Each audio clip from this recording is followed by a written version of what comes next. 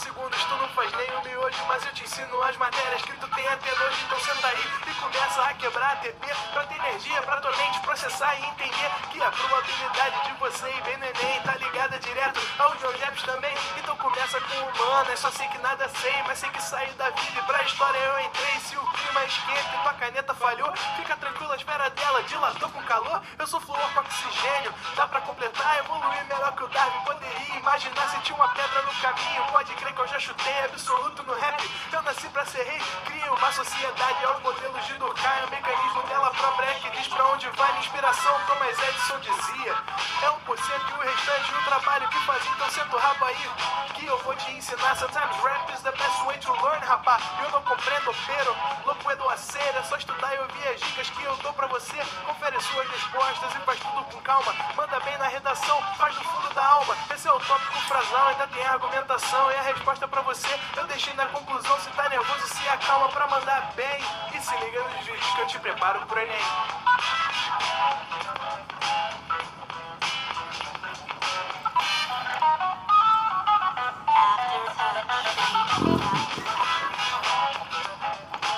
proenem.com.br, você bem preparado para o Enem. Bem, senhores, se inscreve? boa noite. Mais uma vez aqui com vocês, só que agora estamos voltados, focados numa área que são as provas específicas, seja elas para a UERJ, para a Unicamp, para as faculdades particulares como a FMC, Estácio e outras voltadas para a medicina, carreiras muito concorridas, e que tem uma coisa em comum que é muito interessante a gente começar dizendo, que é a retirada daquele tipo de questão, contexto muito grande e que não sempre envolve conteúdos, mas muitas das vezes raciocínios e interpretações, para questões que são eminentemente conteudistas. Foca sempre ao longo da questão o que o teu texto da questão está introduzindo, para onde ele vai levar o seu raciocínio e tenta dentro disso desenvolver o passo a passo daquelas ideias.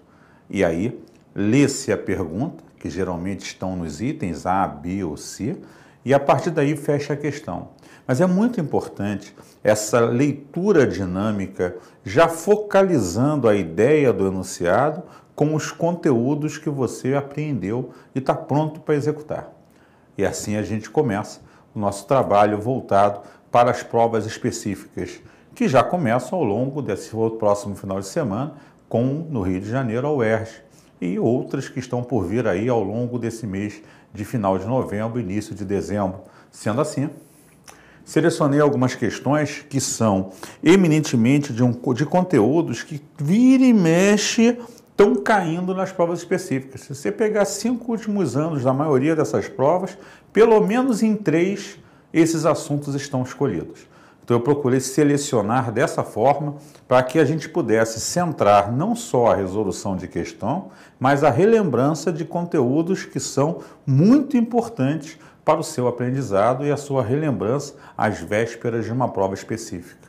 Então, nessa questão, ele começa colocando a nomenclatura de um óxido, o trióxido de arsênio, e é muito interessante que você perceba que ele facilita a tua vida, determinando que com esse prefixo tri, são 3 átomos de oxigênio e 2 átomos de arsênio.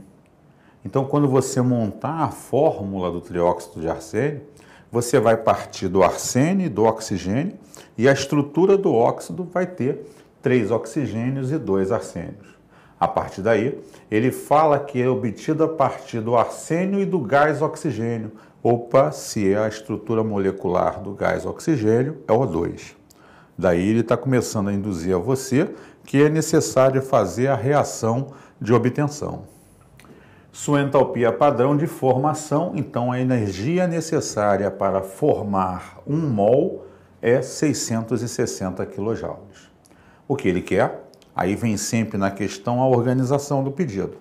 Organize a equação química balanceada de obtenção e, em seguida, calcule a quantidade de energia em quilojoules liberada na formação desse sólido a partir da oxidação de 1,5 kg. O clássico de uma prova específica.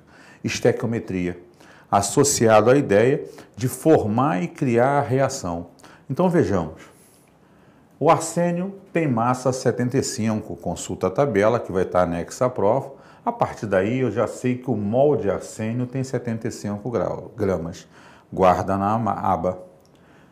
O trióxido de arsênio é a junção do arsênio mais 3 com oxigênio menos 2, o que vai gerar o AS2O3. Se eu tenho que construir ele a partir de arsênio e oxigênio, eu vou jogar o arsênio, o oxigênio, como eu vim ao rascunho e montei a fórmula, boto lá direto. Para chegar a 2 arsênios e 3 oxigênios, eu tenho que escolher, a princípio, como eu equilibro por tentativas, escolhe o elemento que aparece uma vez de cada lado, com os maiores índices, nesse caso o oxigênio. O índice do oxigênio é 3, desse lado 2. A melhor técnica é essa.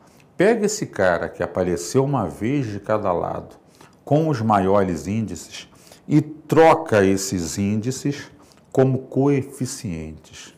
Traz esse 3 para frente do oxigênio desse lado, traz esse 2 para frente do oxigênio desse lado. 3 vezes 2, 6.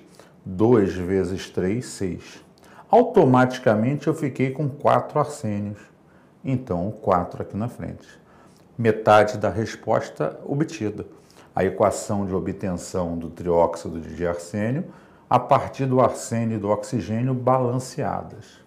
A outra parte é, se eu tenho 1,5 quilos ou 1.500 gramas de arsênio, qual é necessariamente a quantidade de trióxido de arsênio que eu vou produzir? Então vamos lá. Se o ΔH da equação de formação é 600 quilos por 660 quilojoules, aqui tem um pequeno erro, é kJ, por mol, então vamos ver. Cada 4 mols de arsênio produz 2 mols de trióxido de arsênio. Então, se o mol é 75, 4 vezes 75 vai produzir 2 mols. Se cada mol gera 660 quilojoules, 2 mols vai gerar 2 vezes 660. Então, os 1.500 gramas ou 1,5 quilos vai obter X. 1.500 vezes 1.320 sobre 300. 6.600 quilojoules. Então, a primeira parte da resposta é essa, a segunda parte da resposta é essa. Toma muito cuidado. Numa prova específica, uma das coisas muito importantes é focar a pergunta dele e o que ele quer ver na resposta. As palavras-chave e os itens que ele posicionou é o que tem que aparecer. Não ache que tem que encher linguiça, escrever besteira ou falar coisas que podem ser contrapostas ao que você já escreveu. Então evita os exageros e excessos. Foca na direção da resposta correta. E o que precisa para que essa resposta apareça e demonstre que você teve o conhecimento para chegar nela. A base de tudo. Exemplo aqui, o mol, a forma de equilibrar, o raciocínio estequiométrico, isso era importante. O resto, o cálculo específico do mol, essa raciocínio, isso aqui é rascunho.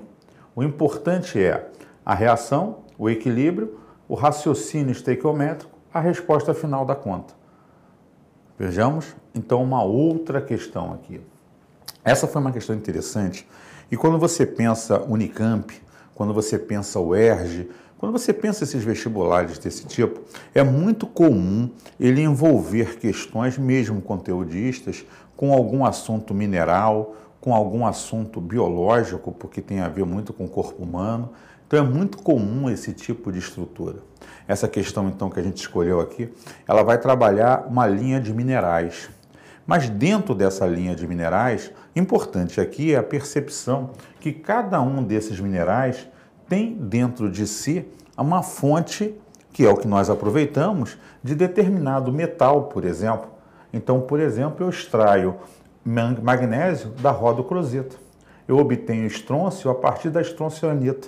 Então, existem minerais específicos onde certos elementos vão ser beneficiados ou extraídos. Essa é a importância do jogo. Então, geralmente, o que ele vai fazer? Te dá uma determinada característica para você deduzir qual elemento você quer, Em qual mineral ele está? Obviamente que esse é o caminho mais comum da questão. Então, quando você lê, ele fala inicialmente da tabela de minerais, aí ele fala assim: considerando a tabela, apresente o nome do mineral cujo metal no estado fundamental, então é a sua forma zero, é a sua forma metálica, possui 4 elétrons na camada de valência. Opa, vamos lá. Em termos de elementos representativos, que são os mais usuais, o grupo ou família geralmente me dá o número de elétrons de valência. Então, se ele é do 1A, 1 elétron, do 2A, 2 elétrons, do 7A, 7 elétrons. Então, para ter 4 elétrons de valência, a princípio ele é um elemento do grupo 4A. E aí, já estou atento a quem é possível do grupo 4A nessa festa. Aí ele tem que me dar mais uma informação. Especificamente, ele quer o metal de maior raio atômico do processo. Então, ele vai jogar para mim o elemento metálico que tem 4 elétrons na camada de valência e depois ele quer a fórmula da substância que tem o metal de maior raio atômico. Então, vamos lá. Cálcio, grupo 2A, 2 elétrons. Chumbo, 4A, 4 elétrons. Estrôncio 2A, 2 elétrons. Magnésio 2A, 2 elétrons. Manganês, metal de transição, assim como o ferro. Mas no caso dos dois aqui, eles são mais 2, tendo então 2 elétrons de valência sendo perdidos. O bário, grupo 2A, 2 elétrons de valência. Então, da lista que ele me deu, só o chumbo tem 4 elétrons na última camada. Então, provavelmente, o chumbo vai ser o elemento que eu vou buscar. Logo, a cerucita é o elemento destinado. A outra metade da questão me remete para que eu raciocine com uma análise de raio atômico. E aí, quando eu penso em raio atômico, como é que o raio atômico é definido na tabela periódica? O raio mede o tamanho do átomo. E quais são os critérios que você tem que ter na sua bagagem para discutir o tamanho de uma estrutura? Vamos lá? O número de camadas. Lembra? Por que um elemento está no segundo período, ou no terceiro período, ou no quinto período? Porque cada período representa quantas camadas o átomo tem. Então, um cara que está no quinto período tem 5 camadas. Um cara que está no terceiro período tem 3. Ah, Edson, então, quanto mais embaixo o elemento estiver, maior será o número de camadas que ele tem. Perfeito. Então, o raio cresce de cima para baixo na tabela periódica. Em função de um mesmo período, todos os elementos têm o mesmo número de camadas. Então, como eu vou definir o raio? Pela atração nuclear. Quanto maior a carga nuclear, maior a atração do núcleo pelos elétrons. O átomo sofre uma contração, diminuindo assim o seu tamanho. Então, se o número atômico cresce para a direita na tabela, a atração nuclear cresce para a direita e o tamanho diminui para a direita. Logo, ele aumenta para a esquerda. Então, quanto mais à esquerda e quanto mais embaixo, maior é o raio daquele elemento. Dentre todos os elementos citados como cátions dos minerais, o bário é o que está mais à esquerda e mais embaixo. Então, se o bário é o elemento de maior raio, o mineral que tem o bário é o que você quer como resposta. E nesse mineral, a fórmula é BaCO3. Então você veja que não é uma questão muito difícil, é uma questão de organização estrutural, que envolvia praticamente o seu conhecimento de tabela periódica. Outro assunto que vira e mexe, principalmente associado às ligações químicas, acontece em prova.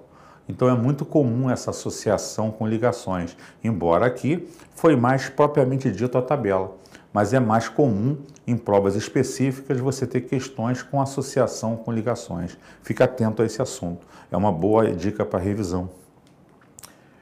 Agora ele meteu uma outra que vai propriamente dito falar de ligações. Ele discute 2 dos óxidos mais importantes hoje em termos de problemas ambientais. São óxidos de caráter ácido e que necessariamente promovem a chuva ácida. são os óxidos de enxofre. Não esqueça, entre outros, a gente tem que fazer questão, mas também relembrando conteúdos e dando a você subsídios para pensar, que o enxofre, por ser do 6A, em compostos oxigenados pode ser mais 6 ou mais 4. E por essa razão, ele pode, como elemento do 6A, ter que fazer duas covalências simples e, como tem dois pares de elétrons sobrando, pode vir a fazer até mais duas dativas. Mas o que a gente nota em termos do SO2 e SO3 é um número menor dessas dativas. Sendo assim, ele quer que você nomeie a geometria das moléculas e explique ainda por que apenas o SO2 é solúvel em água. Bom, nessa questão, e essa foi da UERJ, é interessante observar, de prova específica, que ele queria que você discutisse comparação da geometria molecular, tópico que muitas vezes se contrapõe às propriedades físicas, diferenças nos pontos de fusão e ebulição, que é outro tópico muito cobrado. Fica atento, nos últimos 3 ou 4 anos, você tem pelo menos em 2 provas essa questão das propriedades físicas e em pelo menos outras 2 a questão de geometria molecular. Como é que a gente olha para essa geometria? O grande lance é a preocupação com as moléculas pequenas.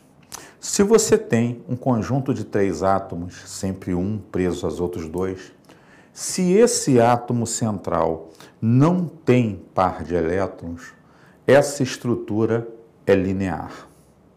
Se esse átomo central tem par de elétrons não utilizados, a estrutura sofre uma angulação, então ela é angular. Vai ser a discussão do SO2. Como são 3 átomos, um central ligado a outros 2, ou ela é angular ou ela é linear. Por outro lado, quando você tem 4 átomos, um central ligado a 3, se esse central não tem par de elétrons disponível, esta molécula é trigonal plana. Se, por outro lado, esse átomo tem um par de elétrons sobrando, ele adquire uma forma espacial, denominada piramidal. Então é isso que nós temos que discutir quando olhamos essas 2 estruturas. Sendo assim, perceba, no SO2, o enxofre faz as 2 covalências simples e faz a dativa com o segundo oxigênio. Como só existem 2 oxigênios, ele tem um par de elétrons disponível. Esse par de elétrons disponível, quando você tem 3 átomos, gera essa angulação. Então, essa molécula é angular. Diferente do SO3. No SO3, ele faz a segunda dativa com o terceiro oxigênio. Nesse caso, não há mais disponibilidade de par de elétrons. Então, essa molécula passa a ser trigonal plana, com um ângulo em torno de 120 graus. Então, em termos de geometria, a diferença que eu tenho é uma molécula com geometria angular e uma molécula com geometria trigonal plana. No que isso muda a estrutura de polaridade da molécula? Como trigonal plana, ela vai ter uma estrutura bem diferenciada da angular, que por ter essa angulação e elétrons disponíveis, vai ser uma estrutura polar. E como ela é polar e a água também é polar, lembra? Semelhante dissolve semelhante. Então, o SO2 vai ter uma maior facilidade de se dissolver em água. Sendo assim, sendo a água polar, sendo o SO2 polar, você vai ter uma dissolução do SO2 em água, fazendo com que essa seja a substância que se dissolva com mais facilidade. Então, ele queria, nessa questão, os tipos de geometria e ele queria quem era que se dissolvia e por quê, já que ele explicava sobre o SO2. É interessante esse tipo de questão, porque ele também pode abranger, e fique atento, chamei a atenção no início da resolução de novo agora, não era o foco dessa, mas atento às propriedades físicas, lembrando que a massa molecular e o tipo de interação alteram a estrutura de ponto de fusão e ebulição dos compostos. Em geral, quanto maior a massa molecular e quanto mais atrativa for a interação, a maior será o ponto de ebulição das mesmas. Numa sequência de tipos de interações, as forças de Van der Waals para moléculas apolares têm os menores pontos de ebulição, as ligações de polo permanente vão ter pontos de ebulição um pouco mais elevados, e aquelas que fazem ligações de hidrogênio por serem moléculas muito polares serão sempre as que terão os maiores pontos de ebulição do processo. Essa é a ideia de crescimento do ponto de ebulição em função do tipo de interação. O outro que eu citei é a massa molecular. Quanto maior você tiver a massa molecular, maior será o ponto de ebulição daquele composto. Não era o foco dessa, mas esse é um tópico quase certo em todo vestibular específico. Então fica atento para ele. Vamos ver mais umazinha aqui. Uma de orgânica, né? Ele bota agora para você o bromofenilmetano. Uma nomenclatura extremamente antiga, onde você tinha o composto metano como centro da estrutura molecular e os radicais estavam presos a ele. Então a ideia é que você tem um átomo de bromo e um fenil preso à estrutura do metano. Brometo de benzila, nome vulgar. Aí ele diz que reage lentamente com água. Vai vendo a formação da ideia, está me levando para uma reação química, formando um álcool e um ácido inorgânico. Muito bem. Escreva utilizando as fórmulas estruturais as substâncias, a equação química dessa reação e em seguida apresente a estrutura em bastão do éter isômero do álcool produzido. Então vamos ver? Vamos pensar na equação. Você tem lá o bromofenilmetano, metano preso ao bromo e preso ao fenil, com água. O que deve acontecer nessa estrutura? O bromo, mais eletronegativo, vai ser atraído pelo hidrogênio. A hidroxila formada aqui vai entrar na valência livre do metil. Então você vai trocar o hidrogênio da água com o bromo e vai entrar com a hidroxila no lugar do bromo, fazendo uma reação de substituição, sendo então formado aqui o fenilmetanol, ou álcool benzílico. Então o que ele queria era que você mostrasse essa substituição, a saída do bromo para o hidrogênio, a entrada da hidroxila na estrutura do composto orgânico. E a outra jogada dele foi, se você formou o álcool, o fenilmetanol, qual é o isômero desse álcool? Ora, para ser um isômero, eu tenho que ter a mesma fórmula molecular e com uma ideia de função, uma função diferente. Então eu vou pegar o fenil e o metil, separar, interligado por um oxigênio. Porque existem 4 pares de isômeros funcionais a saber: álcool e éter, aldeído e cetona, ácido e éster, fenol e álcool e éter aromático.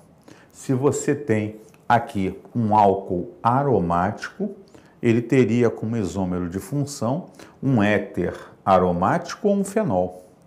Como o enunciado deixa claro que quer o éter tem que ter os 2 radicais presos à estrutura dele.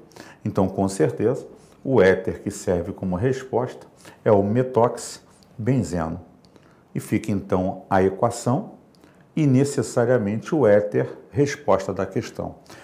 É importante, para a gente encerrar e dar um tempinho para beber uma aguinha e você descansar, para a gente poder pegar a segunda etapa, lembrar, reação orgânica é um foco importante nessas provas específicas. Dê uma sacada nas principais reações de adição, substituição e eliminação. E o principal foco, as oxidações, especificamente de alcenos e de álcoois, são as 2 mais cobradas. Ficamos então por aqui por enquanto, vamos beber uma aguinha, daqui a pouco a gente volta para a segunda etapa do processo. Não perca que a gente preparou umas questões muito interessantes e um avivamento de conteúdos muito legal para você. Até daqui a pouco.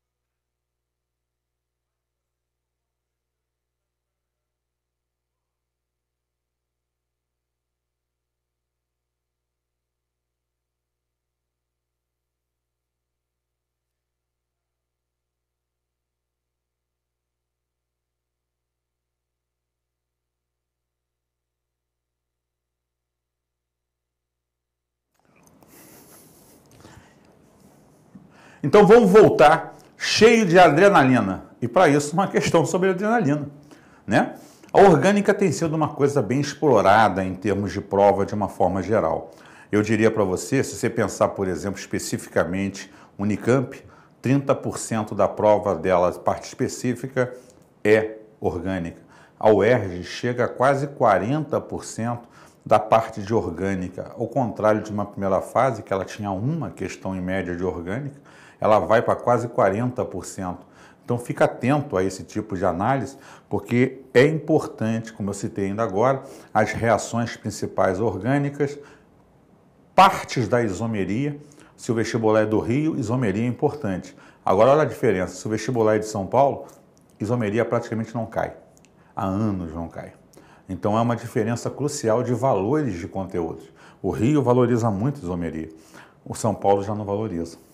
Então são coisas bem específicas para quando você estiver estudando direcionado para o vestibular A ou B ou C, né? A Faculdade de Medicina de Campos, Vassouras, Estácio, gostam de orgânica e gostam de isomeria e reações. Então, para quem for fazer esses vestibulares também específicos, particulares, essa parte de orgânica é importante. Então, dá um valorzinho para ela nessa última etapa agora do trabalho desse ano. Isso vai ser importante para você. Então, vamos lá. Analisando a ideia da adrenalina, ele coloca a estrutura para você, aí ele vai discutir qual é o número de isômeros opticamente ativos. Espera aí. Isomeria óptica, lembra? Quando é que ocorre a isomeria óptica? Quando a molécula é assimétrica. E o que gerencia a assimetria molecular? A presença, em geral, de um carbono quiral ou assimétrico, hoje muito comumente chamado de centro quiral. E o que é um carbono assimétrico? Lembra? É aquele carbono que está ligado a 4 radicais diferentes. Então tem que ter sempre 4 radicais. Por exemplo, um carbono que não tenha, por exemplo, aqui, ele tem 1, tem 2, tem 3. Ele nunca será assimétrico, porque para ser assimétrico tem que ter 4 radicais, 4 ligantes, automaticamente ele só pode fazer ligações simples. Então, de cara, a gente já sabe que os carbonos do anel aromático não são quirais, não tem assimetria molecular. Logo, tem que ser um outro carbono. Para pensar, esse nitrogênio não conta, não é carbono. Esse carbono tem 3 hidrogênios, 3 radicais iguais. Esse carbono tem 2 hidrogênios, também não é, mas esse é. Ele tem a hidroxila por um lado, tem esse radical por outro, tem esse radical nitrogenado e subentendido o hidrogênio. Ah, então esse composto apresenta isomeria ótica, porque ele tem pelo menos um centro quiral. Isso vai ser o foco do jogo. E aí, para raciocinar, o que te ensinaram quando você aprendeu isomeria óptica? Para que o composto tenha isomeria óptica, a presença da assimetria e automaticamente o carbono assimétrico. E toda vez que eu tenho o carbono assimétrico e a isomeria, o que é essa isomeria óptica? É a fórmula de uma estrutura que desvia a luz polarizada.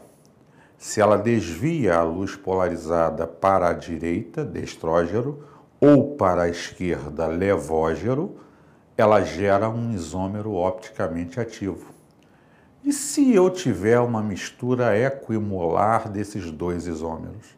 Então eu tenho um racêmico. É um isômero, mas inativo, porque não desvia a luz polarizada.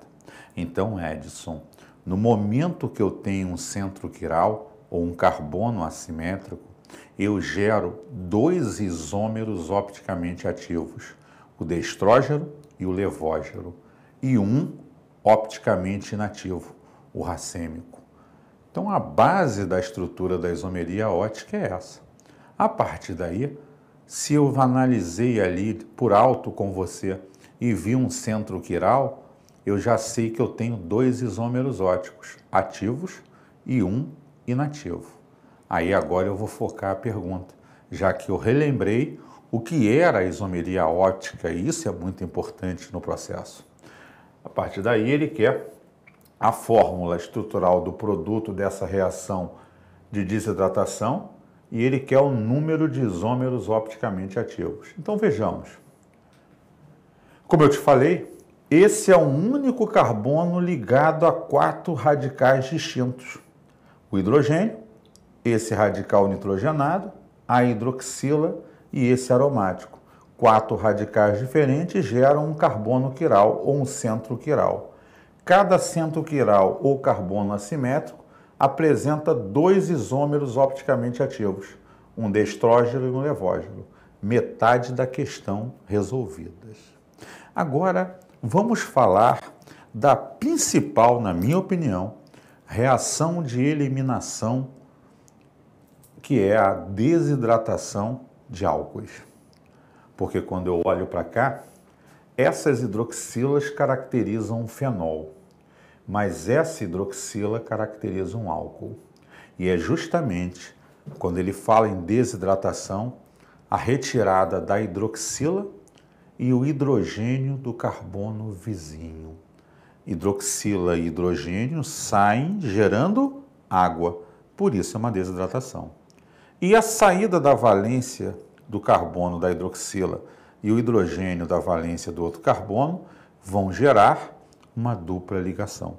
É uma reação de eliminação, porque você perde parte de átomos ou grupos de átomos da estrutura do composto inicial, geralmente se caracterizando pela formação de uma insaturação. Isso é o que caracteriza ali a eliminação, que em particular a desidratação. Mas uma coisa é importante, essa desidratação só vai acontecer em presença de ácido. E o ácido mais comumente usado na orgânica e nas reações orgânicas é o ácido sulfúrico, o H2SO4. Pode dar uma de Beto sem braço. Não lembrando qual é o ácido, coloca H+, que aí você vai botar para ele que o meio é ácido. Mas se for possível, lembre que é o H2SO4 que você tem que trabalhar naquela questão. Sendo assim, olha lá, você tem a hidroxila, lembra que esse carbono já tem 4 ligações, então não tem hidrogênio. Se não tem hidrogênio, não pode ser por esse carbono a reação, vai ter que ser nesse carbono. O hidrogênio desse carbono vai ser retirado, a hidroxila vai ser retirada e uma dupla ligação vai surgir aqui. Aquilo que eu te falei, geralmente ácido sulfúrico e a quente. E aí você desidratou. Tirou a hidroxila, tirou o hidrogênio e gerou água. Por isso é uma reação de eliminação. Formação geralmente de insaturação no produto obtido, pela perda de átomos de carbonos vizinhos nesse caso. Muito importante. Você vê que a gente já fez ali uma reação ainda agora de adição, fez uma reação de eliminação e uma de substituição. Então você vê que a gente pega a questão aqui e ali, pega provas específicas, mas você vê uma grande quantidade de reações orgânicas sendo trabalhados nesse processo. Agora ele pega o ácido fluoretanoico, tem a carboxila caracterizando o ácido carboxílico e o aleto preso ao carbono vizinho, a carboxila, e ele diz que essa equação é o processo de ionização desse ácido. Ora, Edson, o processo de ionização de um ácido é um processo no qual ocorre a formação de um íon e, sequencial a isso, a dissociação, liberando íons hidrogênios, que no caso dos ácidos carboxílicos é sempre o hidrogênio da carboxila. Geralmente, os ácidos monocarboxílicos são monoácidos, porque liberam um único hidrogênio presente naquela carboxila. E aí, o que ele diz para você é que esse ácido, assim como muitos, tem um grau de ionização. Bom, Edson, o que é esse grau de ionização?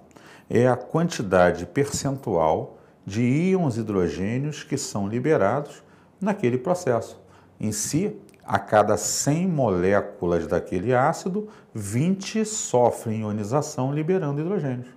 Então eu tenho 20 em 100 moléculas sofrendo ionização. Isso vai ser importante que se ele colocar, por exemplo, a concentração do ácido da solução, dessa concentração, só 20% é liberado de íons hidrogênios. Numa questão de acidez e basicidade, pH, por exemplo, esse 20% vai ser importante. Vem lá da lei de distribuição de Ostwald, M-alfa-X.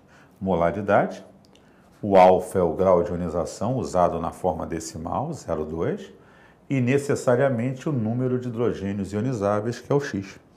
Então, essa é uma forma de chegar à concentração verdadeira e real dos íons hidrogênios. Com a concentração de hidrogênios, eu calculo o pH. Olha o caminho da questão. A partir daí, o outro lado é a discussão da constante de equilíbrio, que será, nesse caso, sempre dado de que maneira? Concentração dos produtos sobre a concentração dos reagentes, sempre elevado aos seus coeficientes. Nesse caso, ela será dada pela concentração do ânion formado pelo ácido, do íon hidrogênio, um vezes o outro, sobre a concentração das moléculas do ácido que não sofreu ionização.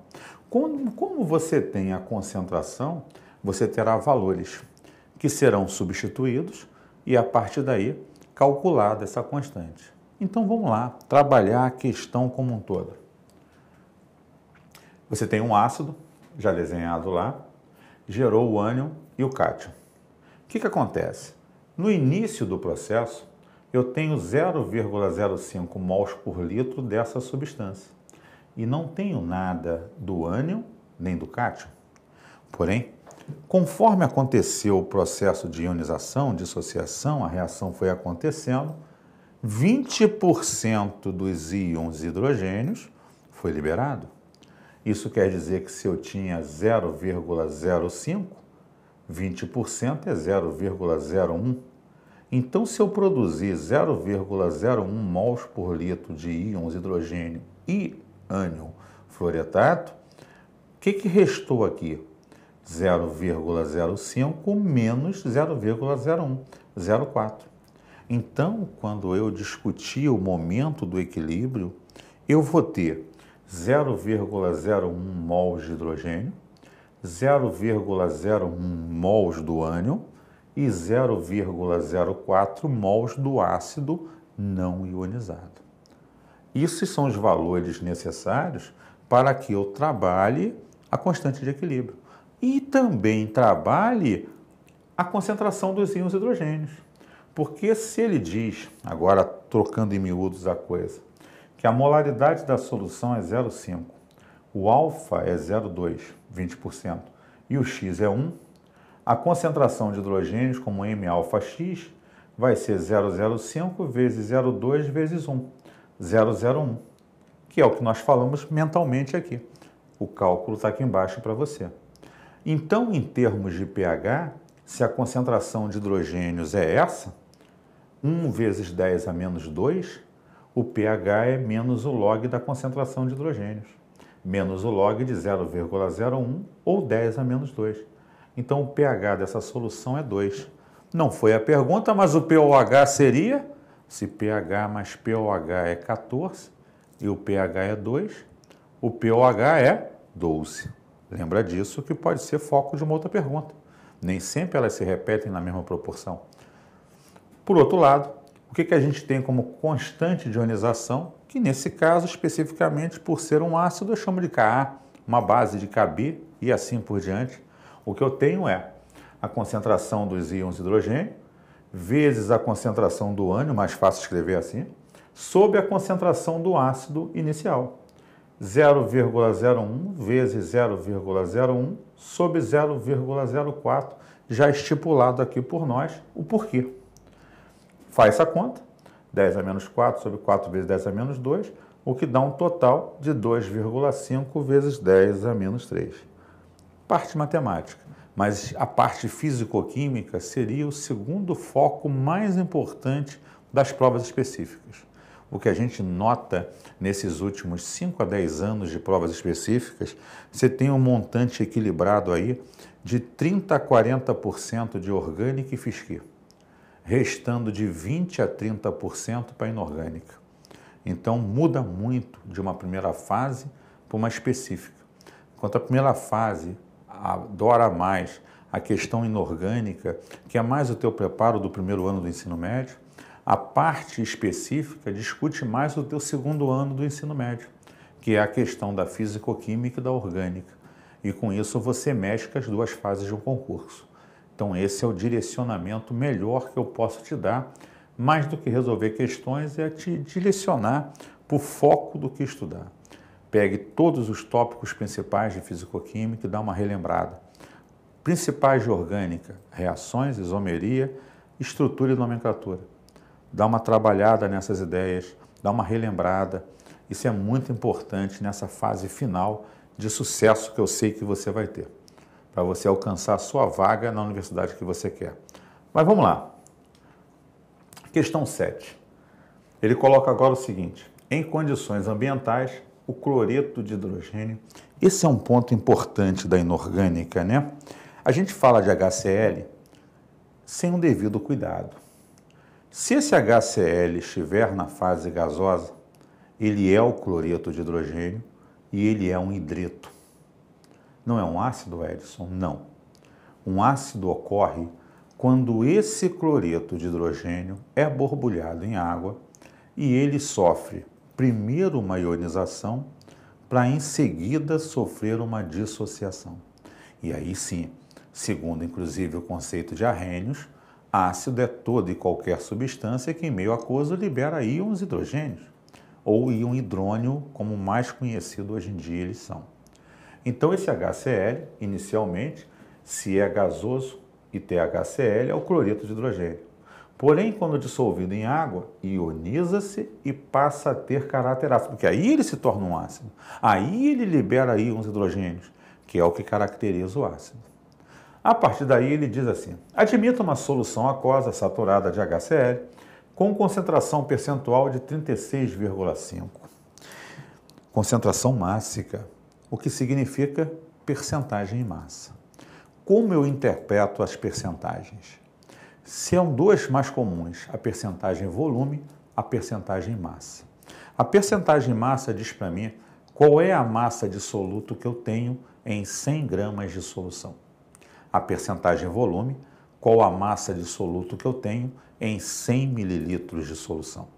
Então, se eu tenho uma solução mássica de 36,5%, na hora da minha análise eu vou dizer a você que eu terei 36,5 gramas de HCl dissolvidos em 100 gramas de solução. Outro fator muito interessante de questões é o uso da densidade. Densidade é uma relação de massa por volume, mas mais do que isso, é um conversor de uma solução ou uma substância dada em termos de volume para em termos de massa.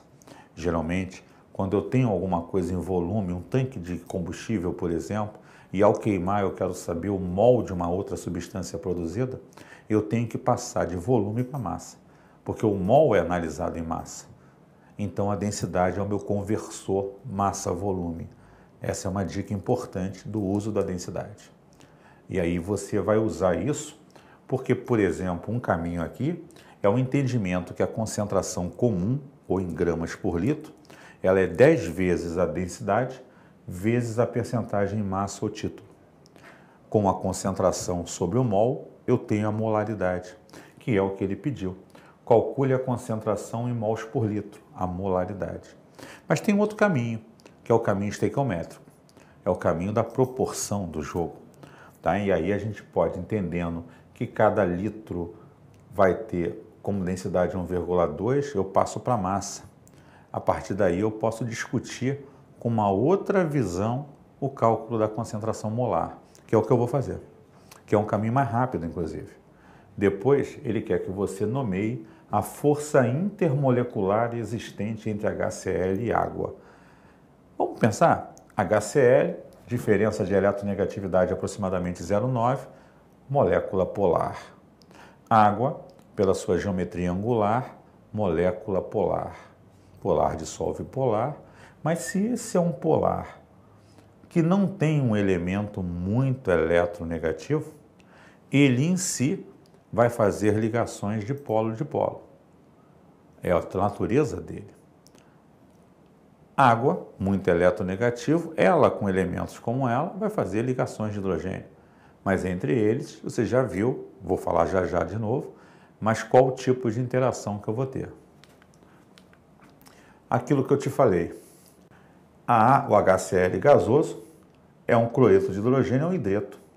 Quando em presença de água, ele sofre um processo de ionização, formação dos íons. Então ele passa a estar em meio aquoso, passa a ser o ácido clorídrico e com isso tem um caráter ácido. E a partir daí a água, em grande quantidade, exerce a dissociação, gerando a separação dos íons. Então esse é só um comentário extremo para você, para diferenciar na sua cabeça o que é a ideia molecular, o que é a ideia iônica. E que ácidos sofrem ionização e dissociação. Se fossem bases, sofreriam apenas dissociação, porque as bases em si já são iônicas. Sendo assim, a percentagem em massa 36,5, a densidade 1,2 kg por litro. Lembra o mol do HCl? 1 mais 35,5, o que dá 36,5 gramas.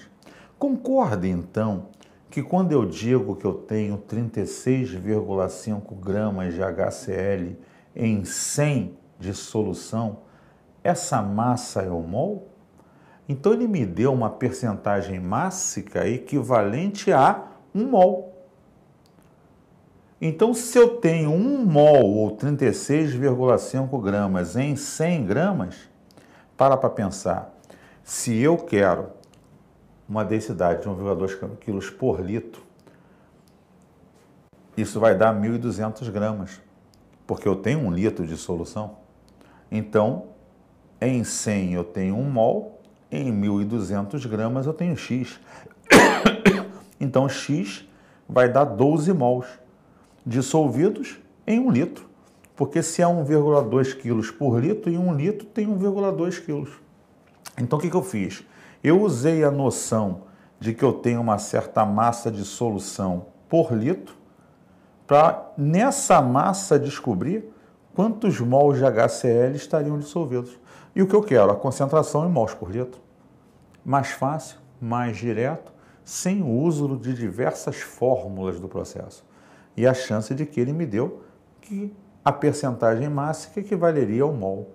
Então eu fui direto aqui, muito mais rápido. E a força intermolecular? Como o HCl é polar, sendo polar, ele tem a presença de dipolos permanentes. Necessariamente a interação que ele exercerá com a água é chamada de dipolo ou dipolo permanente. Se fosse só uma questão de água, seriam pontes de hidrogênio, como eu disse. Mas como é uma comparação do HCl com outras estruturas, a ligação que ele vai exercer é do tipo dipolo-dipolo. Essa é a razão de ser dele. Vamos ver mais uma questãozinha aqui, muito interessante, que aborda um outro aspecto forte das provas específicas, o conjunto pilha e eletrólise, onde você mexe com oxirredução, com a precipitação de substância, formação de gases e uma certa corrente que vai ser gerada como DDP na pilha, que vai ser consumida pelo uso de um gerador na eletrólise. Então você mexe com a questão da oxirredução, da transferência de elétrons e da energia elétrica envolvida no processo. Ele começou te dando a dica das duas reações específicas, a anódica, que acontece no anodo, e, portanto, aquela em que vai ocorrer a oxidação. Anodo, oxidação, vogal com vogal. A catódica, que vai acontecer no catodo, logo a redução, consoante com consoante, catodo, redução. Então eu já sei aqui que a ureia vai sofrer oxidação e que a água como um todo vai sofrer redução. Por isso ela recebe os 6 elétrons que são liberados pela ureia. Sendo assim, ele vai mandar algumas informações importantes.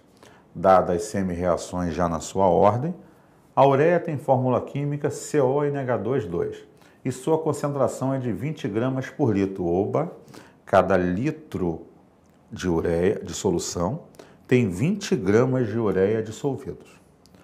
Um ônibus é movido a hidrogênio, então eu preciso produzir gás hidrogênio para que esse ônibus possa ser movimentado. É a queima do hidrogênio que gera energia suficiente para movimentar o ônibus.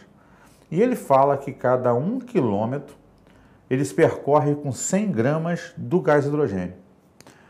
Com certeza serão dados importantes ao longo da questão. Finalmente, ele diz assim: apresente a reação global da eletrólise se dada anódica e catódica é um somatório. Vai ser mais tranquilo. Em seguida, calcule a distância em quilômetros percorrida por um ônibus utilizando o combustível gerado na eletrólise de 10.000 litros de ureia. Você já viu que se 1 litro tem tantos gramas, 10.000 litros vai ter X. Essa, com certeza, vai ser uma etapa-chave do seu processo como um todo. Então, vamos lá. A reação anódica, ou anodo, foi demonstrado no enunciado dessa forma. O catodo, reação catódica, aqui. O que aconteceu aqui? Tudo que está de um lado e de outro, eu elimino. Então, os 6 elétrons liberados aqui foram consumidos. Sumiu. 5 águas somem com 5. Sobra uma. A ureia não some com ninguém, sobrou. As 6 hidroxilas produzidas são cortadas aqui. Então, sumiu o elétron, sumiu hidroxila, sumiu 5 águas, ficou ureia, uma água desse lado, o nitrogênio, o CO2 e o hidrogênio. O que eu vou partir da premissa, então? 1 mol de ureia vai produzir aqui 3 mols de hidrogênio. Estequiometria. E a relação direta. Combustível ureia gera na eletrólise hidrogênio, o hidrogênio combustível do ônibus vai gerar energia para percorrer uma distância. Essa é a linha de pensamento. Então, o que eu vou ter lá? Se 1 mol de ureia produz 3 mols de hidrogênio, vamos lá. O amiguinho fala no enunciado, se você lembra bem, que 100 gramas de hidrogênio geram 1 quilômetro. Então, eu vou precisar disso aqui em massa. E ele falou que cada litro de combustível tem 20 gramas de ureia. Então, eu vou jogar isso aqui para a massa. Então, vamos lá. Primeiro passo. Qual é a quantidade de ureia que foi recolhida? Ora, se tem 20 gramas por litro a solução e são 10.000 litros, eu tenho 2 vezes 10 a 5 gramas. Beleza. Se 1 mol gera 3, essa massa gera X. Passo 2. Se 1 mol de ureia gera 3 mols de hidrogênio, já minimizando o que eu falei, o mol da ureia é 60, 2 vezes 1, 2 gramas, vezes 3, 6 gramas. Cada 60 gramas gera 6 gramas. Então, 2 vezes 10 a 5 gramas vai gerar X. Automaticamente, nessa estequiometria direta, eu vou calcular a massa de ureia do processo. Utilizando o jogo, 2 vezes 10 a 5 vezes 6, sobre 60, lembrando que o número que multiplica X é sempre o denominador do processo, vai gerar 2 vezes 10 a 4 gramas de hidrogênio. Muito bom. Se isso vai gerar 2 vezes 10 a 4 gramas de hidrogênio, o que eu tenho? Que cada 1 quilômetro precisa de 100 gramas de hidrogênio. Se eu produzir 2 vezes 10 a 4 gramas de hidrogênio, eu vou andar X quilômetros. Então, 2 vezes 10 a 4 sobre 100 vai dar 2 vezes 10 ao quadrado, 200 quilômetros. Então, nessa questão, ele queria que você botasse os 200 quilômetros e a reação global do processo. São os 2 itens importantes da questão. Mas o interessante aqui é a utilização básica do conjunto estequiometria com eletrólise e pilhas. Queria chamar sua atenção para um detalhe importante. Toda vez que as questões de eletrólise estão envolvidas em questões específicas, geralmente você aplica na estequiometria as leis de Faraday. Lembrando que quando um mol de elétrons passa por um circuito, isso equivale a 6 vezes 10 a 23 elétrons, isso gera 96.500 coulombs, ou 1 Faraday. Então, para cada mol de elétrons, passam 96.500 coulombs. E eu vou associar isso a uma certa massa eletrolizada. Uma vez que eu determine a quantidade de eletricidade que passou pelo circuito, eu sei a massa obtida no processo. E não esquece, duas questões importantes da física na química. Primeiro, a quantidade de eletricidade que passa pelo circuito é I vezes T. Q igual a I vezes T, o kit. Porque I é corrente em ampere, T é o tempo em segundos. E a outra, quando você mexe com pilha e uma pilha gera uma certa voltagem, peguei questões, inclusive da FMC, que discutiam qual o valor de uma resistência de lâmpada que pode ser acendida quando passada uma corrente e a voltagem da pilha. Então você pode usar a voltagem de uma pilha e corrente para descobrir resistência elétrica, ou pode trabalhar corrente e tempo para descobrir a quantidade de eletricidade. São os dois focos físicos em questões de eletrólise que a gente recentemente percebeu em provas pelo estado do Rio e São Paulo, que são as vertentes mais ligadas às provas específicas hoje, que nossos alunos mais utilizam. Então fica atento a isso, tá? Isso é um fato importante no processo. Com isso, a gente praticamente se despede de você. Foram 8 questões bem relacionadas, assuntos fortes como eletrólise, constante de equilíbrio. E aí, em constante de equilíbrio, além de calcular a constante, é importante um outro ponto do jogo, deslocamento de equilíbrio, o princípio de Le Chatelier. Fica fixado nessa ideia. Muitas questões hoje específicas discutem com você essa questão de qual o fator que você pode alterar para deslocar o equilíbrio num certo sentido.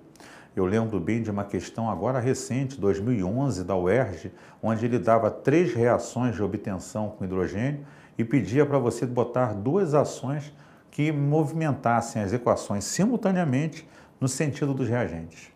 E aí você pode ver concentração, principal fato que você vai ver se as substâncias são comuns às 3, e temperatura, se o ΔH for fornecido, e pressão, se as substâncias forem gasosas, uma análise dos coeficientes dos 2 membros da equação.